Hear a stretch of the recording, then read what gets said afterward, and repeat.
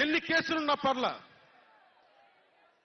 ఈ ఉండే గూండా ఎమ్మెల్యేలకి ఎన్ని దోపిడీలు చేసినా వాడికి ఏ కాండక్ట్ సర్టిఫికేట్ అవట్లా, అవసరం లేదు.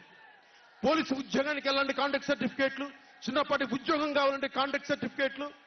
కానీ మనల్ని పాలించే ఈ వైఎస్ జగన్ కి, వీళ్ళ అనుంగులైన ఈ దాష్టీకుల సమూహానికి కాండక్ట్ సర్టిఫికేట్ అవసరం లేదు. మనకి కాండక్ట్ సర్టిఫికేట్లు ఇచ్చే నాయకులు మనకంటే ఉన్నతంగా ఉండి తీరాలి.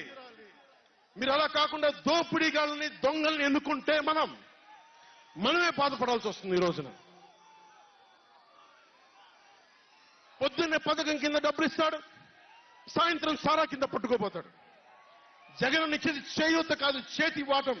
పొద్దున్నే డబ్బులు ఇస్తాడు, పొద్దున్నే పథకం కింద డబ్బులు, సాయంత్రం సారా కింద పట్టుకెళ్ళిపోతాడు. ఎక్కడైనా చూడు, డిజిటల్ పేమెంట్స్ లేవు, డిజిటల్ పేమెంట్స్ లేవు. మొత్తం సారా డబ్బులంతా క్యాష్ డబ్బులు, మొత్తం క్యాష్ డబ్బులు.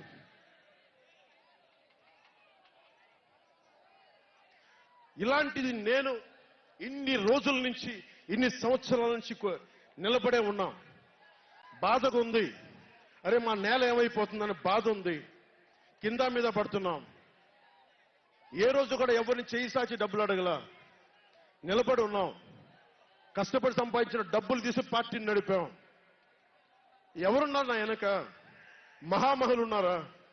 నన్ను నమ్మే నా జన సైనికులు, నమ్మిన నా తల్లులు తప్ప ఎవరున్నారు నా వెంట? ఎందుకు నిలబడి ఉన్నాం? అరే నా దేశం బాగుండాలనే కదా, మన సమాజం బాగుండాలనే కదా, యువత భవిష్యత్తు బాగుండాలనే కదా నా తపన. అలాంటి నేను సినిమాలో ఉన్నప్పుడు కూడా అందరు హీరోలు బాగుండాలని కోరుకునేవాడిని. ఒక సినిమా హిట్ అయితే, నాది అయితే ఒక వారమే నేను ఉంటాను. బాలయ్య గారి సినిమా సూపర్ డూపర్ హిట్ అవ్వాలని కోరుకునేవాడిని. జూనియర్ ఎన్టీఆర్ గారి సినిమా హిట్ అవ్వాలని కోరుకునేవాడిని.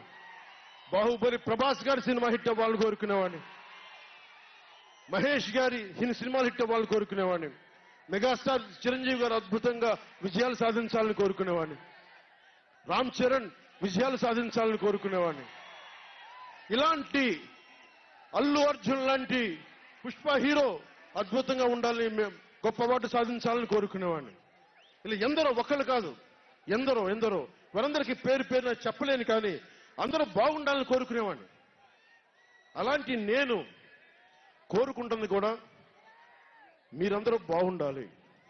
మనలో మనం కొట్లాడకుండా, కులాల మధ్య కొట్లాడకుండా, వర్గాల మధ్య పోరు లేకుండా, ప్రాంతీయ విభేదాలు లేకుండా ఆంధ్రప్రదేశ్ సుభిక్షంగా ఉండాలని తపన పడేవాడిని నేను.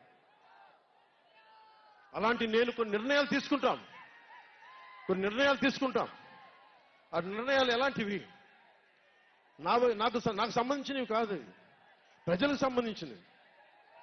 పొత్తులో భాగంగా నేను 24 స్థానాలు తీసుకున్నాను.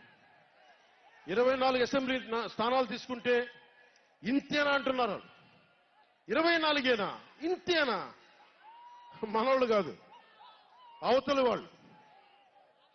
వాళ్ళకి తెలియట్లా. బలి చక్రవర్తి కూడా వామనుణ్ణి చూసి ఇంతేనా అన్నాడు.